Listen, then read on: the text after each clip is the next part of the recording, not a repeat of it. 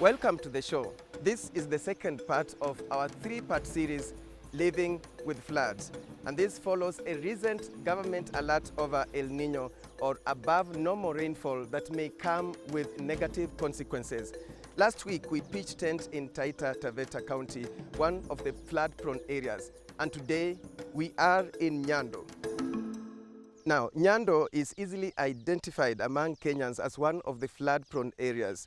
Currently, we look at flooding as if it's just the tail end point of it in the last 20 kilometers or so. That is wrong. How the people living downstream are coping with the consequences of flooding. We'll tell you about how the government bodies like the Water Resources Management Authority are collaborating with the community in order to cope with flooding. Umuhimu wa flood ni inawacha sisi na fertile lands. Sisi haitumie fertilizer. Well, that's just the menu. Stay with us for another informative edition of the Chamwada report. But first, the fact sheet.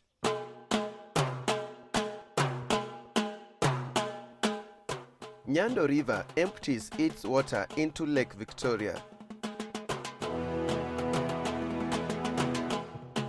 Its tributaries are mainly from Western Mau Forest in Londiani area, Tinderet Forest and Nandi escarpments. It has many tributaries including Awachkano River, Ainamtua, Masaita and Osengit. Nyando River Basin covers parts of Kericho, Nandi and Kisumu counties. But it is Kisumu that normally bears the impact of flooding. The other major river within Nyando Basin is Nyamasaria, which has its major catchment on the Nandi escarpments. Its tributaries include Kibos, Kajulu and Luanda in Kisumu County. The Nyando River Basin experiences two rainy seasons: the long rainy season for the months of March and May, and the short season in October and November. The population of the river basin is about 750,000 people, according to the 1999 population census.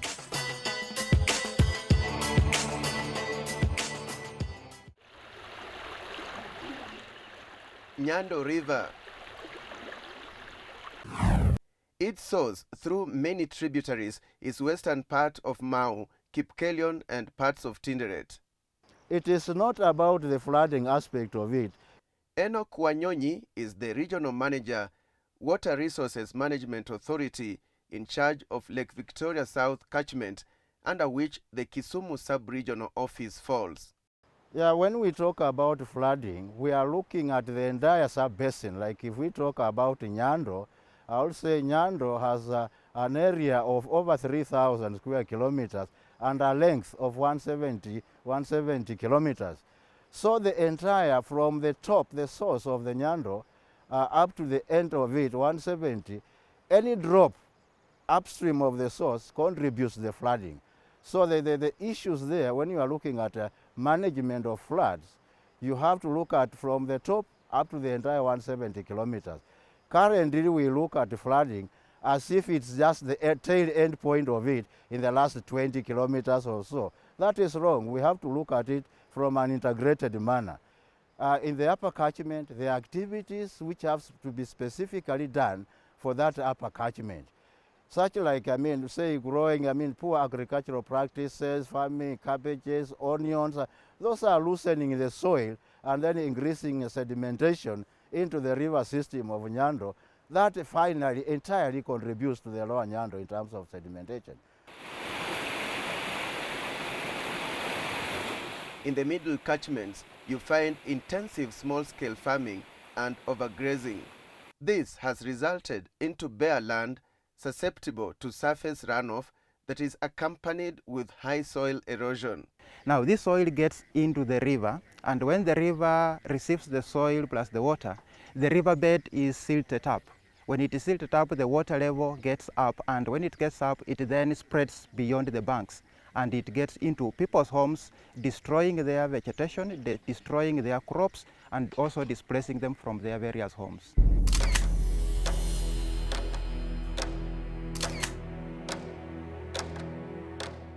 When we come to the middle catchment of it, entirely it is about the pollution aspects. You could see there's sugarcane farming, there's tea farming, there are factories in between, and the end-town people are only final beneficiaries of the mess which has been done upstream.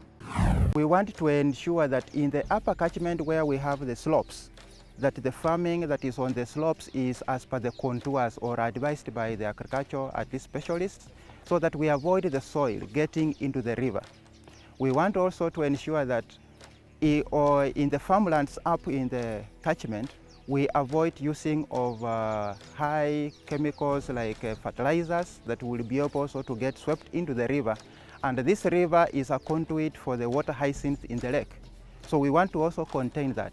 Some of the chemicals that are used in the farmlands include diammonium phosphate, ammonium phosphate, and urea. Now these chemicals are the ones that also recharge so much the lake and causes the eutrophication. We are fighting the issue of water hyacinth.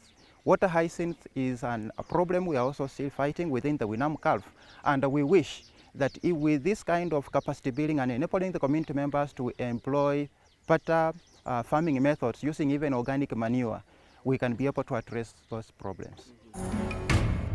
Shortly after the middle zone, that is downstream of Chemilil, Nyando River course develops frequent meandering in an area characterized with loose soils, unstable river banks, and less vegetable soil cover. In the lower zone, that is areas around Ahero, Nyando River winding is enhanced. It has now received waters from its major tributaries. The water is more, and due to the existing plain and flat landscape, the silted river Nyando bathes its banks. This is Kamagaga village in Nyando sub-county. The aerial view was taken a day after heavy rainfall in the upper catchment area on Wednesday, the 4th November 2015. Not bad yet, banks still intact, save for the evidence of past destruction. But should rains continue to fall, there will be dire consequences. The people living here and other parts downstream are on a shaky surface. When floods hit this area, families are displaced, lives lost, and infrastructure destroyed.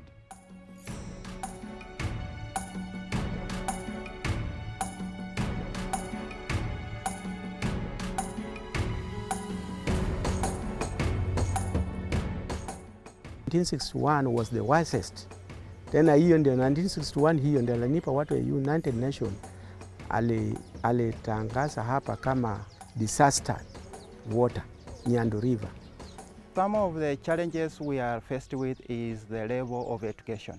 Community members are not usually at the same level of education. We are using now the school-going children, especially some schools where we have enabled these schools to undertake the curriculum of flood management. Then the element of people who have maybe been buried at a certain place, people would want to associate that they would not want to move.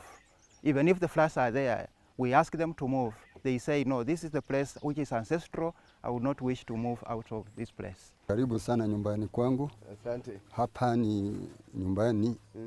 Maji ikitokea hata mnaweza ona hizi manyumba zangu. Hii nilibomolewa na maji, ilipitia hapa, hii hapa ndio alama. Hii level yake ilikuwa hapa. So mvua mingi flood ikikuja, tutafunikwa mpaka hapa hii level. Tutafunikwa mpaka hii level ya hapa. Na wale ambao wako kwa nyumba itakuwaje? Tuseme imekuja usiku. Ni kama imefika usiku ni kujiepa tu kwa kibati tu. Uweze kunini kusema ati nini. Mnatoroka na watoto na watoto na kila kitu, kuku nini, lakini kama kuku zinaenda. Ile ya mwisho mbaya sana ilikuwa mwaka gani? Ile ya mwisho mbaya sana ilikuwa 2013. Water Resources Management Authority is working together with the community members under the umbrella called Water Users Association in order to manage the catchment. What we have found out is that the catchment is destroyed by the community members, and the community members are the very people who can also be able to give the solution to the destructions that has been caused in the catchment. Tuko na tree nurseries, tunapanda miti.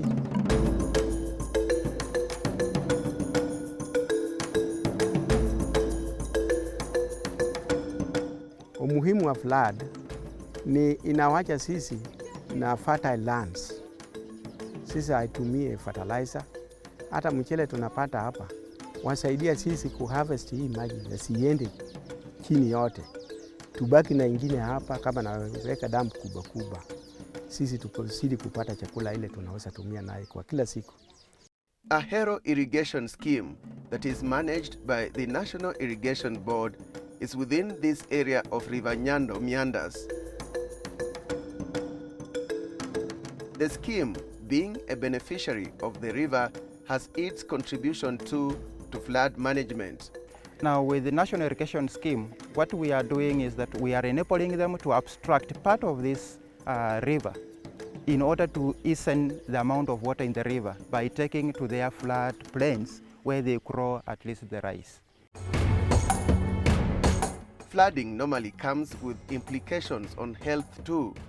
Hence, the need for thorough awareness campaign. When rains comes, we have different types of diseases like diarrheal diseases, which educate people proper use of clean water and safety and clean water for drinking especially. By so, if we can't boil due to lack of fuel, then we can treat. Inajanga mpaka kule juu. Hii ikija inakuwa si safi, inakuwa chafu sana. Hatuwezi kukunywa. Waka ikija tunapata samaki. These are some of the fruits of mitigation, so to speak. Normally this area floods.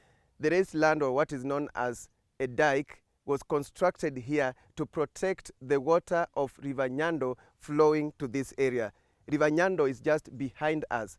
We are here not because it has flooded, but to understand how area residents normally cope with floods, and are they prepared for any eventuality ahead of the expected heavy rainfall. Right after the break.